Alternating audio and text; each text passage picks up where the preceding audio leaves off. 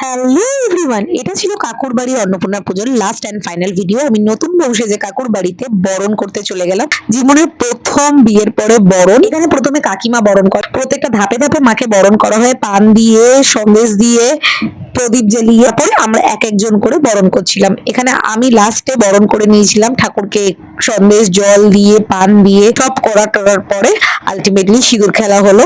দুর্গাপুজোর আমার দরকার হলো না, তার আগেই সিঁদুর খেলা হয়ে গেল। এখানে সেই বিদায় বেলা পর্ব, মাকে নিয়ে অনেক কষ্টসৃষ্ট করে এই গলিটা থেকে বের করতে হয় প্রতি বছরই। তারপরে ভোলে বাবা, নন্দী এবং মাকে 7 পাক ঘুরিয়ে তারপরে বিসর্জন দেওয়া হয়।